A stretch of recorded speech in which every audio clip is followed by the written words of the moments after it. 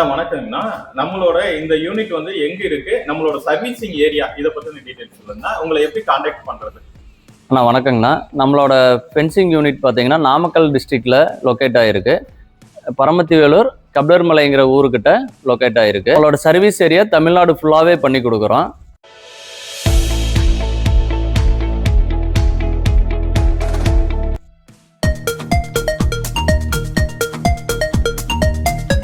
நம்ம நார்மலாக மார்க்கெட்டில் இருக்கிற பிராண்ட்ஸ்ன்னு பார்த்தீங்க அப்படின்னா டாட்டா, அது ரொம்ப வருஷமாக இருக்கிறாங்க. நெக்ஸ்ட் வந்து ரெண்டாவது இதில் வந்து மைக்கான் அப்படிங்கிற ஒரு கம்பெனி வந்து இருக்காங்க. அவங்கள வந்து வெரைட்டியான மெட்டீரியல்ஸ் வந்து பண்ணி கொடுக்குறாங்க. அடுத்து வந்து சுப்ரீம்னு ஒரு கம்பெனி இருக்காங்க, பெட்முதான்னு ஒரு கம்பெனி இருக்காங்க, சிஸ்டமேட்டிக்னு இருக்காங்க.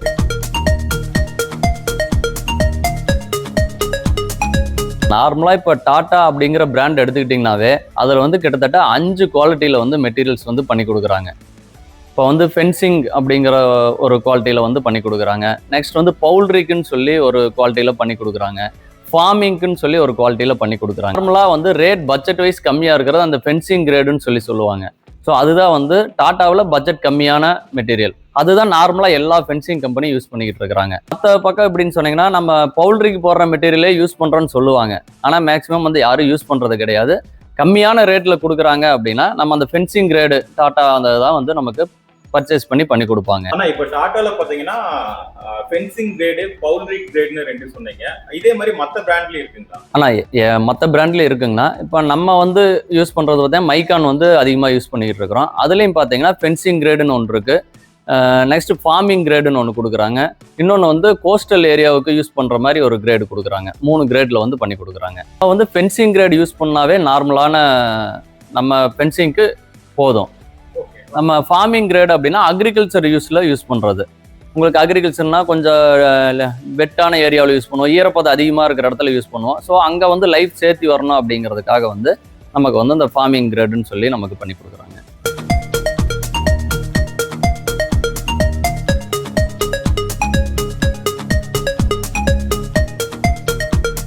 இப்போ நார்மலாக நம்ம ஃபென்சிங் கிரேட் அப்படிங்கிறது நம்ம தோட்டத்துக்கு, வயல்வெளிக்கு, ஃப்ளாட்டுக்கு அந்த மாதிரி யூஸ் பண்ணுற காமனான கமர்ஷியலான பர்பஸ்க்கு யூஸ் பண்ணுற ஏரியாவில் ஃபென்சிங் கிரேடு வந்து யூஸ் பண்ணலாங்கண்ணா. இப்போ இதுவே வந்து ஒரு பந்தல் போடுற மாதிரி இருக்கிறாங்க, ஃபார்மிங்கில் வந்து ஒரு பந்தல் அமைக்கிறாங்க, காய்கறி தோட்டத்துக்கு பந்தல் போடுறாங்க, அந்த மாதிரி ஏரியாவில் வந்து நம்ம வந்து ஃபார்மிங் கிரேடு யூஸ் பண்ணலாங்கண்ணா. கோஸ்டல் கிரேடுங்கிறது பார்த்தீங்கன்னா அந்த கடல் ஓரத்தில் உப்புத்தன்மை அதிகமாக இருக்கிற ஏரியாவில் வந்து யூஸ் பண்ணுறதுக்காக வந்து கொடுத்துருக்காங்க. கண்டிப்பாக இருக்குங்கண்ணா. ஃபென்சிங் கிரேட்னா ரேட்டு கம்மியாக வருங்கண்ணா. ஃபார்மிங் கிரேட்னா அதை விட ஸ்கொயர் ஃபீட்டுக்கு ஒரு 1.5 to 2 rupees வந்து அதிகமாக வருங்க. நம்ம இதே கோஸ்டல் ஏரியா போகிறப்ப கிட்டத்தட்ட 3 to 4 rupees கிட்ட ஸ்கொயர் ஃபீட்டுக்கு வந்து ரேட் அதிகமாக வருங்க. நார்மலாக பார்த்தீங்கன்னா யூஸ் பண்ணுறது பார்த்தீங்கன்னா செயின் லிங்க் ஃபென்ஸுங்கிற நம்ம மேனுஃபேக்சரிங் பண்ணுற மாடல் இருக்குங்கண்ணா. அடுத்து வந்து நாட்டேடு ஃபென்ஸ் அப்படின்னு சொல்லுவாங்க. அது பாக்ஸாக ஸ்கொயர் டைப்பில் வரும், ஒரு நாட் மாதிரி போட்டு பண்ணியிருப்பாங்க. அந்த டைப்பில் ஒன்று இருக்குது. இன்னொன்று வந்து ஹிஞ்சுடு ஃபென்ஸ்ன்னு சொல்லுவாங்க. அதுவும் வந்து நாட்டேட் ஃபென்ஸ் மாதிரியே தான் இருக்கும். அது கொஞ்சம் சிம்பிளான ப்ராசஸில் வந்து பண்ணியிருப்பாங்க. இதில் நார்மலாக யூஸ் பண்ணுறதுன்னு பார்த்தீங்கன்னா நம்ம செயின் லிங்க் ஃபென்சிங் வந்து அதிகமாக யூஸ் பண்ணுறாங்க. நம்ம செயின் லிங்க் ஃபென்ஸில் வெரைட்டின்னு பார்த்தீங்கன்னா சைஸ் வைஸ் வந்து பண்ணலாங்கண்ணா. நம்ம வந்து 1 inch கேப் சைஸ்லேருந்து மேக்ஸிமம் வந்து 4 inch கேப் சைஸ் வரைக்கும் வந்து பண்ணலாங்க. இதில் வந்து அந்த எண்டு ட்விஸ்டிங் இந்த மாதிரி எல்லாம் சொல்லி இப்போ மார்க்கெட்டிங் சொல்றாங்களா, அதெல்லாம் நீங்க நாமளும் பண்ணிக்கிட்டு இருக்கிறோங்கண்ணா. அந்த எண்டு ட்விஸ்டிங்னா 2 ஆப்ஷன் தாங்கண்ணா. ஒன்று வந்து ஃபோல்டிங் பண்ணி கொடுப்பாங்க, இன்னொன்று வந்து ட்விஸ்டிங் பண்ணி கொடுப்பாங்க. அந்த ஃபோல்டிங் வந்து ஒவ்வொரு பர்பஸ்க்கு ஏற்ற மாதிரி, யூஸுக்கு ஏற்ற மாதிரி நம்ம பண்ணி கொடுக்கலாங்கண்ணா.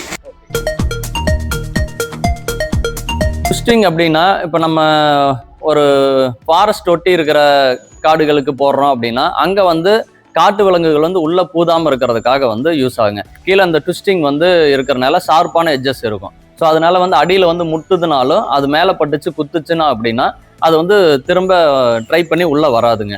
அது ஒரு இது இருக்குங்க. இதே மாதிரி வந்து நம்ம ட்விஸ்டிங் பண்ணாலும் எக்ஸ்ட்ரா ஒரு முள்ளு கம்பி வந்து நம்ம மேலே கொடுத்து தான் ஆகணுங்கண்ணா.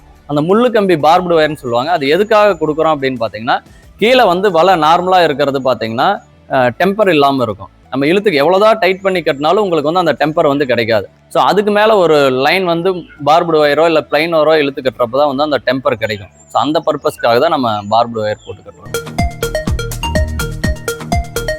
கம்பியில் வந்து ஜிஎஸ்எம் அப்படிங்கிறது என்னன்னு பார்த்தீங்கன்னா, நார்மலாக ஒரு இரும்பு கம்பி மேலே ஜிங்க் கோட்டிங்னு சொல்லுவாங்க. அந்த ஜிங்க் கோட்டிங் வந்து மேலே அந்த அலுமினிய கலரில் வரும், உங்களுக்கு சில்வர் கலர் இருக்கும். ஸோ அதை தான் வந்து அந்த ஜிங்க் கோட்டிங்னு சொல்லுவாங்க. அதோட திக்னஸ் வந்து நமக்கு அதிகமாகிறதா வந்து ஜிஎஸ்எம்னு சொல்லுவாங்க. நார்மலாக வந்து மார்க்கெட்டில் இருக்கிறது பார்த்தீங்கன்னா 3 வெரைட்டியில் வந்து பண்ணி கொடுக்குறாங்க. ஒன்று வந்து கமர்ஷியல் கிரேடுன்னு சொல்லுவாங்க, இன்னொன்று வந்து ஃபென்சிங் கிரேடு, இன்னொன்று வந்து ஃபார்மிங் கிரேடு அப்படின்னு சொல்லி 3 இதில் பண்ணுறாங்க. எக்ஸ்ட்ரா பண்ணி கொடுக்கறது வந்து அந்த கோஸ்டலுக்கு ஏரியாவுக்கு யூஸ் பண்ணுற மாதிரி வந்து ஹை குவாலிட்டியில் வந்து பண்ணி கொடுப்பாங்க.